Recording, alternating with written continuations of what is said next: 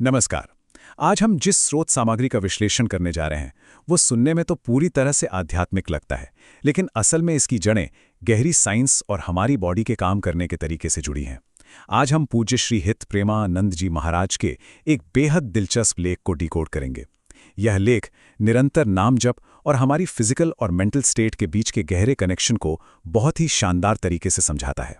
अक्सर हम ध्यान या जप को सिर्फ एक दिमागी कसरत मान लेते हैं ना, लेकिन यह विश्लेषण हमें उन जटिल शारीरिक और मानसिक तंत्रों को एक बिल्कुल नए नजरिए से देखने पर मजबूर कर देगा।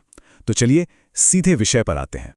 शुरुआत ही एक ऐसी प्रॉब्लम से होती है जो सच में हम सबको बहुत जानी पहचानी लगेगी। लेख की ये लाइन देखिए, हम घंटों बैठने की कोशिश करते हैं पर मन संसार में दौड़ता रहता है। हम सब ने कभी ना कभी ये फ्रस्ट्रेशन जरूर महसूस की है।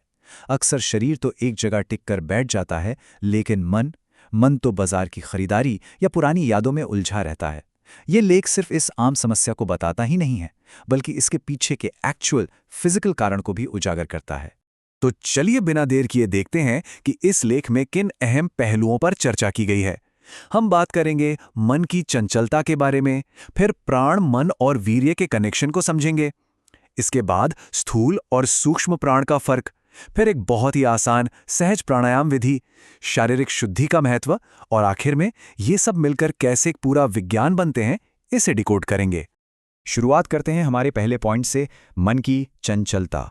जैसा कि हमने अभी बात की, मन का इधर उधर भागना एक बहुत ही आम सी बात है, लेकिन यहां लेख एक बहुत ही चौंकाने वाला दावा करता है।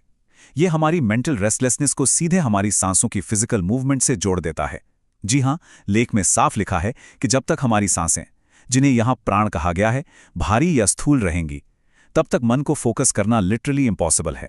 मतलब ये कोई दिमागी कमजोरी नहीं है, बल्कि एक फिजिकल रियलिटी है। जब सांसें भारी होंगी, तेज चलेंगी, तो नर्वस सिस्टम कभी शांत अवस्था में जा ही नहीं सकता। अब आगे बढ़ते हैं दूसरे हिस्से की तरफ, प्राण, मन और वीर्य का आपसी संबंध। तो ये पूरा कॉन्सेप्ट काम कैसे करता है? लेख हमें बताता है कि आध्यात्मिक रास्ते पर ये तीनों, प्राण यानी सांस, मन और वीर्य यानी वाइटल एनर्जी, ये कोई अलग अलग चीजें नहीं हैं, बल्कि ये एक ही सिस्टम के गहराई से जुड़े हुए हिस्से हैं।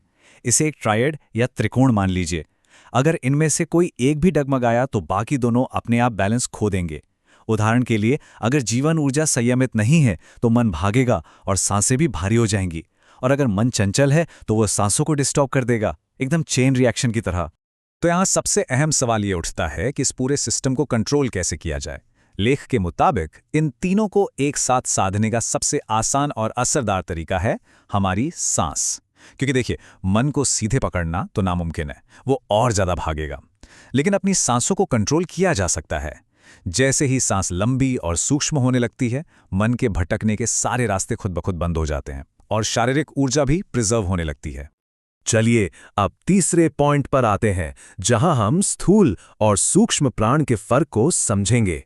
अब ये तो क्लियर है कि सांस को कंट्रोल करना ही असली चाबी है, लेकिन सही सांस कैसी होनी चाहिए, लेख में से बहुत ही शानदार तरीके से समझाया गया है। कई बार अभ्यास करने वाले समझ ही नहीं पाते कि उनकी सांसें भारी हैं या हल्की। इसके लिए एक बहुत ही विविड और प्रैक्टिकल टेस्ट दिया गया है। अगर सांस लेने की आवाज पास बैठे किसी इंसान को सुनाई दे रही है तो समझ लीजिए वो स्थूल प्राण है, यानी भारी सांस। और दूसरी तरफ सूक्ष्म प्राण इतना ज्यादा जेंटल होता है कि अगर नाक के ठीक सामने थोड़ा सा मैदा या आटा भी रख दिया जाए ना, तो सांस की हवा से वो आटा अपनी जगह से उड़ेगा तक नहीं। जरा सोचिए, ये कितनी शांत और कंट्रोल्ड अवस्था है। अब बढ़ते हैं चौथे और बहुत ही प्रैक्टिकल हिस्से की तरफ, सहज प्राणायाम की विधि।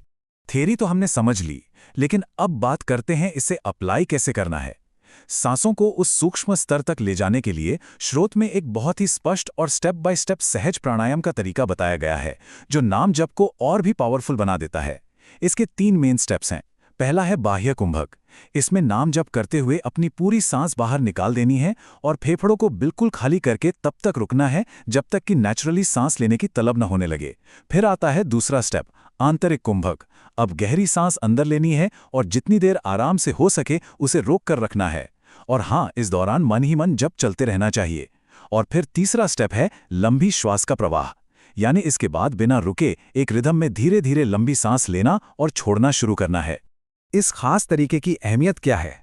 लेख में इस बात पर बहुत जोर दिया गया है कि ये तरीका प्राणों को पूरी तरह से और सुरक्षित ढंग से बैलेंस करता है। प्राणायाम की कई ऐसी मुश्किल विधियां होती हैं जिनके साइड इफ़ेक्ट्स भी हो सकते हैं, लेकिन ये जो सहज विधि है ये बिल्कुल सेफ है।